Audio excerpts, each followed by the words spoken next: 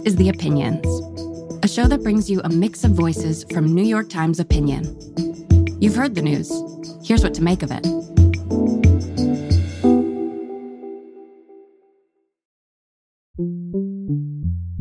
I'm Bret Stephens. I'm an opinion columnist for the New York Times. I write about foreign policy, domestic politics, and other issues that are topical and timely for Times readers.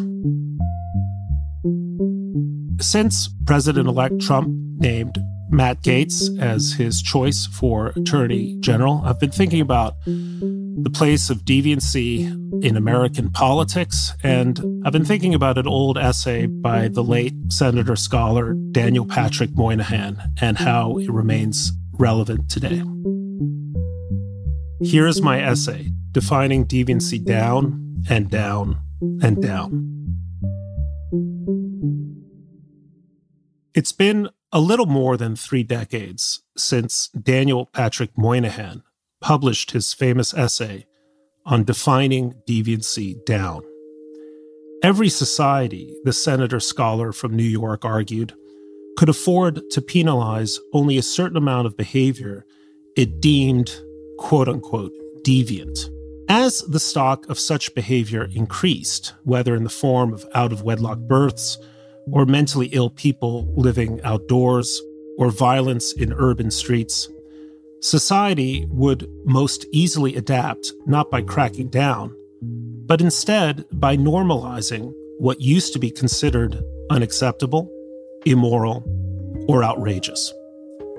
Perspectives would shift, standards would fall, and people would get used to it.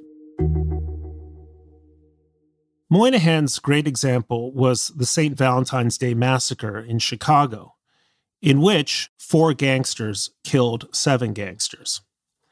In 1929, the crime so shocked the nation that it helped spell the end of Prohibition.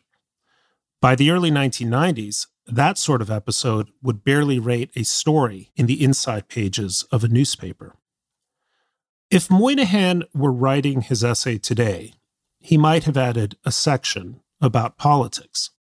In 1980, when Ronald Reagan won the presidency, it was still considered something of a political liability that he had been divorced 32 years earlier. In 1987, one of Reagan's nominees for the Supreme Court, Douglas Ginsburg, had to withdraw his name after NPR's Nina Totenberg revealed that years earlier, the judge had smoked pot. A few years later, 2 of Bill Clinton's early candidates for Attorney General, Zoe Baird and Kimba Wood, were felled by revelations of hiring illegal immigrants as nannies, and, in Baird's case, of not paying Social Security taxes. How quaint. On Monday, a lawyer for 2 women told several news outlets that former Representative Matt Gaetz used Venmo to pay for sex with multiple women, one of whom says she saw him having sex with a 17-year-old girl at a drug-fueled house party in 2017. Donald Trump is doubling down on Gaetz's nomination as Attorney General, even as the president-elect privately acknowledges that the chances of confirmation are not great. It's important to note that Gaetz was the target of a separate federal inquiry into sex trafficking allegations that fell apart last year because of questions about witnesses. That isn't the only high-profile Justice Department investigation that went nowhere. Senator Ted Stevens of Alaska was politically ruined by a conviction that was overturned because of prosecutorial misconduct. Trump's supposed collusion with Russia turned out to be a liberal pipe dream. Liberals, especially, should always want to guard the presumption of innocence, not least for unpopular defendants. But if that is, or used to be, true of liberals, didn't it also used to be true of conservatives that they at least pretended to care about moral standards? Whatever turns out to be true about Gaetz's behavior, nothing so indicts today's Republican Party as the refusal by the House Speaker, Mike Johnson, to release the Ethics Committee report about Gaetz on the patently disingenuous pretext that he has resigned his House seat. If there's nothing to hide in the report, full transparency could only help Gaetz's case. Smoke may not always amount to fire, but darkness inevitably means dirt. Still, all this misses the meaning of the Gaetz nomination, the point of which has nothing to do with his suitability for the job. His virtue, in Trump's eyes, is his unsuitability. He is the proverbial tip of the spear in a larger effort to define deviancy down.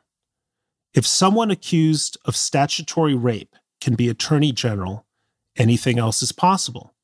Not just Tulsi Gabbard as Director of National Intelligence or Robert F. Kennedy Jr. as Health and Human Services Secretary, but anything. There's a guiding logic here, and it isn't to own the libs in the sense of driving Trump's opponents to fits of moralistic outrage, even if, from the president-elect's perspective, that's an ancillary benefit. It's to perpetuate the spirit of cynicism, which is the core of Trumpism.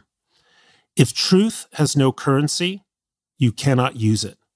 If power is the only coin of the realm, you'd better be on the side of it. If the government is run by cads and lackeys, you'll need to make your peace with them. Man gets used to everything, the beast, Dostoevsky has Raskolnikov observe in Crime and Punishment. That's Trump's insight, too, the method by which he seems intent to govern. There's a hopeful coda to Moynihan's warning. In the years after he published his essay, Americans collectively decided that there were forms of deviancy, particularly violent crime, that they were not, in fact, prepared to accept as an unalterable fact of life. A powerful crime bill was passed in Congress. The police adopted innovative methods to deter violence. Urban leaders enforced rules against low-level lawbreakers. Bad guys were locked away, and cities became civilized and livable again. Part of that achievement has been undone in recent years, but it's a reminder that it's also possible to define deviancy up. In politics, we can't start soon enough.